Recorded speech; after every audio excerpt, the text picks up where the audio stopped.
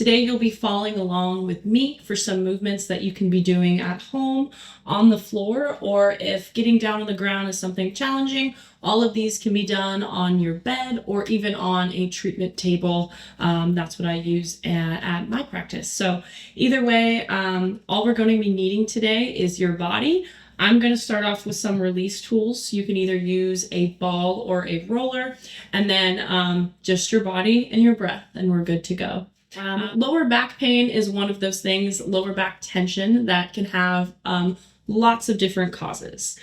Some of the main things that I see when I work with clients and then with my own body are not being able to engage the core correctly, especially the muscles of the deep core. I would experience this quite a bit, and my low back would spasm when I would try out new yoga poses because I was not able to activate and release and relax the muscles of my deep core, my TVA, my QL. And so during this video, we'll be doing a little bit of that. Another really big common cause of low back pain is having a lack of hip mobility. Mobility is a combo of flexibility, strength, stability, and control in the full range of motions that your hip can move. Your hips are ball and socket joints. So if they can't rotate well, because that's the main thing ball and socket joints do, it can cause tension in the lower back. Also, if it can't flex and extend correctly, we can start flexing, extending at the lower back. So a lack of hip mobility is number 2, one of the things that I see. Number 3 is going to have to be a lack of spinal flexibility and control. Just like we said with hip mobility, if you don't have the ability to move your spine and resist movement of certain parts of your spine, this can cause hinge points or tension points in your lower back in the areas that we're not able to move. And if we're thinking about lower back, we're thinking about a lot of pelvis mobility, being able to articulate the pelvis. And when we have a lot of muscle imbalances that are happening in the lower body, like you see a lot of people do, where they anteriorly tilt the pelvis, looks like their butt is sticking out behind them. This can cause a lot of tightness in the hip flexors. It can weaken the core and put a lot of pressure on this lower part of the spine. So it has all of these things wrong that could be the potential causes low back pain: lack of deep core engagement, lack of hip mobility, and lack of the ability to move that part of your pelvis. So these are the main reasons that I see for low back tension in my practice. And with my clients. And again, there could be other reasons why you're having low back tension. So just know that the movements that I'm going to be doing today will help you if underlying movement and mobility related restrictions are the cause of your joint pain. And in my case, in 90% of people I see, that is the case, but know that there might be other things out there for you that you need to consider for you and your body. So that's just my disclaimer. We're going to go ahead and get started today. So the first thing I like to do, especially if you've started off today and you're like, Joe, my lower back already hurts. So we're going to start with some release work. Release work helps turn down the Golgi tendon apparatuses in our body that are sensitive to pressure. And when we push on them, they turn down, and that signal that's being sent to the brain turns down as well, because pain is perceived in the brain. So by turning down some of those tight areas with trigger point release tools, we're able to create more range of motion. So that's why we're going to go ahead and start there today. And use a roller, but know that you can also use a ball or anything like this that you have on hand. If being on the floor and rolling is hard, you can also be using hand tools, massage guns that can do a similar job to what I'm about to do here. This one we're going to start to release is the piriformis. The piriformis is innervated by that lovely sciatic nerve that we've all probably heard about. And this guy, when it's tight, can cause a lot of lower back tension. So we're going to start there. So you're going to sit on your roller, hands are going to come behind you, and then I want you to shift your weight towards one of your glutes. We're going to start to come onto the side of the glute, and I just firstly want you to roll out that whole glute. Sometimes we have a lot of tension in that lower back just because the butt has a lot of knots in it, has a lot of tension. So we're just going to start to release that. So do a couple standing rolls, over your glute. And we're just looking for a little bit reduction of tension as we start to move here. And if you're brand new to rolling and this feels like very painful, I only want you to go for like 30 seconds. And once we feel a little bit better, we can hang out for about 2 minutes here. So I've rolled that glute a couple times. Now I'm going to look for that spot on the side of the glute that is my piriformis. For me, I'm going to have to go down a little bit lower. And right about there, it feels like a big bruise. That's how you know you found it. If this is really intense, you can send your legs out long. This is going to make it feel a little bit less intense. And then we're going to start to take some big breaths, taking really big inhales in through your nose, really big exhales out any way you like, allowing your glutes to sink down into the roller. And this is where I begin to ask my clients, how does this feel out of 10? So 10 being the most discomfort you have ever felt, and 1 being not too bad. Where does this fall? For me right now, this is probably around a 2 or a 3. And if you're around that amount here, we're going to move to some active release. So if you're less than a 5 on that scale, and if you're above a 5, I just want you to hang out and breathe, taking really big inhales into where you feel that tension, taking really big exhales to let it go. Good. And you can hang out for a bit longer if you need to get closer, if you'd like to get closer to that 5. And then if you're with me, we're going to start some active release here. So with that leg that has the piriformis, the side that you're sitting on right now, we're going to start to rotate that leg out towards the side. As you do this, it will increase the tension. So this is called active release. So we're just allowing that leg to go in, allowing that leg to go out.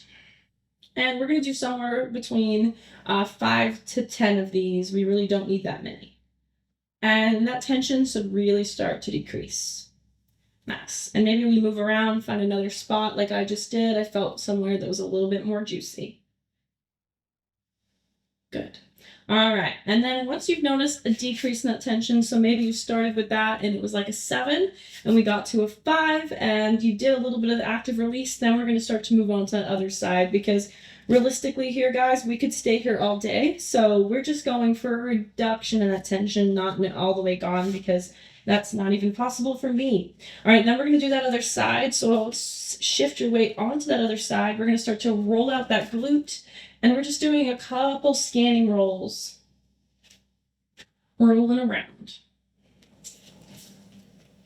And I'm finding the areas that feel like tension, and I can hang out just like we did with the piriformis on some of those spots. But then I'm going to find that big spot. So piriformis a little bit lower. You're going to lean onto your side until you feel that spot that feels like a big bruise. Try to relax into your arms and shoulders the best that you can. And then we're going to take really big inhales and really big exhales. Down and into the ball or down into your roller. Good. And again, we're just hanging out here. And what this does is we turn down the receptors that are sensitive to pressure, that are telling our brain that we have tension and pain here. And then what you're feeling, those knots underneath in your muscles here and through your muscles, they are knots in the myofascia. The fascia is the connective tissue that runs through, around, and literally like between your muscles, and it's like a spider web matrix. And what happens is, when we've had a lot of years of muscle imbalances, so essentially we're using a lot of muscles more than they need to, and some muscles less than they need to, it disrupts our movement. And because those muscles are being used too much or being used too little, the muscles will spasm and it will create knots in our fascia. These knots in our fascia will make it harder for our nerves and our brain to send a signal to the muscle to activate, to work correctly in your normal day-to-day movement. I'm going to start with those active release. If you're here with me, sending that knee out to the side. So as we begin to do this type of training, we actually begin to remodel the fascia, because we are going to be creating that range of motion around the joints that we're working on here today. And while this step does help turn down some of those tight spots, it doesn't itself foam rolling or release the fascia. So it's this plus the corrective exercise and mobility that gets it to go away fully. But know that I used to have a lot more knots all over my body, and now I don't really have any. So this stuff really does remodel your body, your joints, your ligaments, your fascia in a way that is pretty freaking cool. All right, we've been doing around 10 of these in and out. Beautiful. Now we're going to move on to the hip flexor.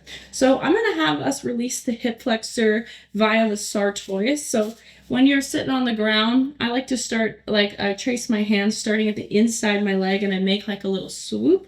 That's the way the sartorius runs. And right about there, if you push on it, me just even pushing on a little bit, it's going to feel nice and bruisey. That's the hip flexor spot that we're going to try to come down to. Now, I'm going to have you kind of do all of your quad, just kind of like we did all of the glute, but that's the spot we're going to try to meet at here. It is nice and tender for most of us. I am coming down, my tummy down to the roller. And again, this is a great spot that I could do with a massage gun too, so know that. And I'm just going to think about shifting my weight to one of my quads, and I'm just going to begin to roll out that quad. Whew. I did some quads yesterday, so I'm definitely feeling this. And again, we're going somewhere between 30 seconds to 2 minutes. And if there's any spots that feel super bruisey for you, feel free to pause, hang out a bit. And then we're going to find that hip flexor. So for me, I feel it around right here. And then I'm just going to kind of shift my weight onto that guy until it feels like a nice big bruise. And then I'm going to start by taking big inhales and big exhales. Down into the roller.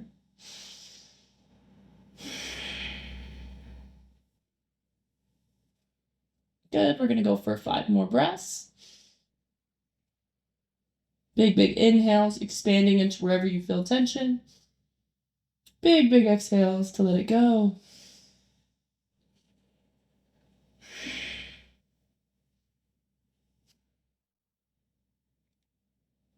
Good.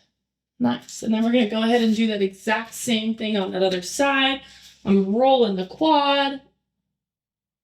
And I'm kind of coming onto the side as well.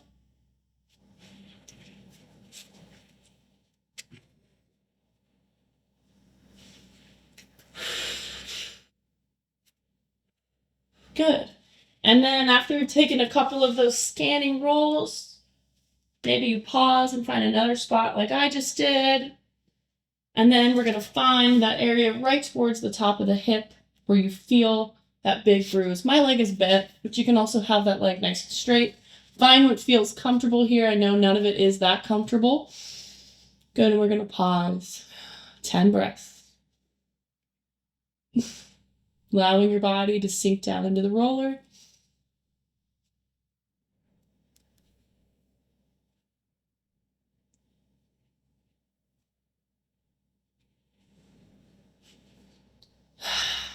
Good.